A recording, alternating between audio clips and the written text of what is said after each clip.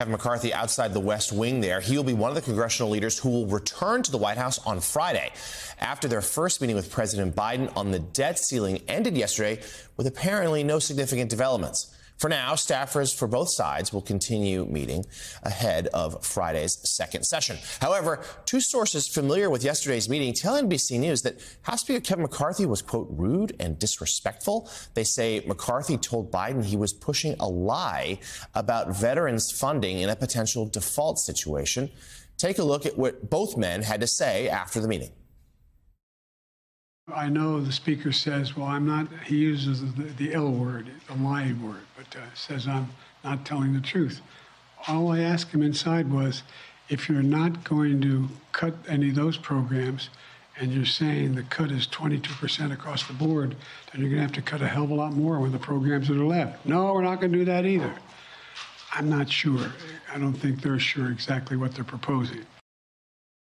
I didn't call him a liar. I said, if you're saying we're cutting, that's a lie. I wouldn't call the president a liar.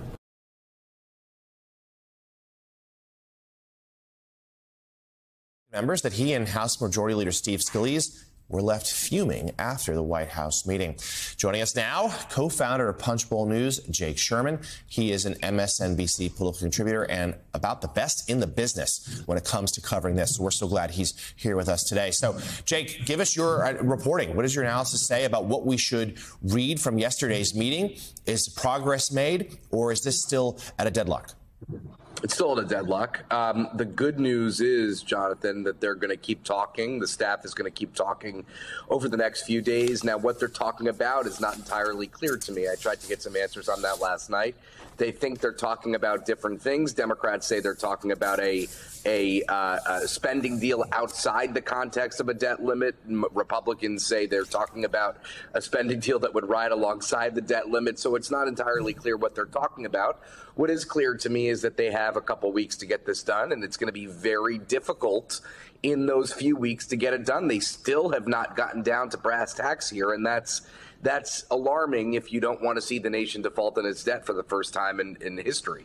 The president even left the door open yesterday to skipping a scheduled foreign trip to the G7 if needed, if this wasn't resolved. We'll have more on this when we speak to White House Deputy Press Secretary Olivia Dalton a little later in the show. But, Jake, we want to make sure we also got you on the George Santos indictment. Set aside the legal matter. Let's just get you to weigh in on the politics of it. What can McCarthy do? What's the Republicans' recourse here? We know just how slim their majority is in the House. Yeah, he's not going to do anything. He made that clear yesterday. He's going to allow Santos to stay in the House. Now, somebody, including a Democrat, could try to expel Santos, and I have to imagine, actually, that would probably pass.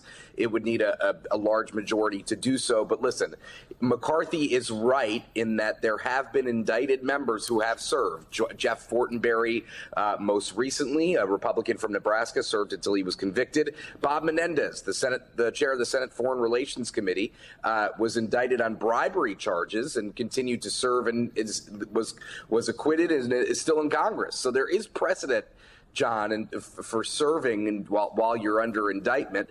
Santos is I would say a little bit different of a case politically, just because how bold and widespread his dishonesty has been.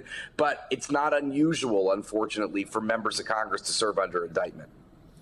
Co-founder of Punchbowl News, Jake Sherman. We will be speaking to you again, I'm certain, in the days ahead. So much going on there on Capitol Hill. Still.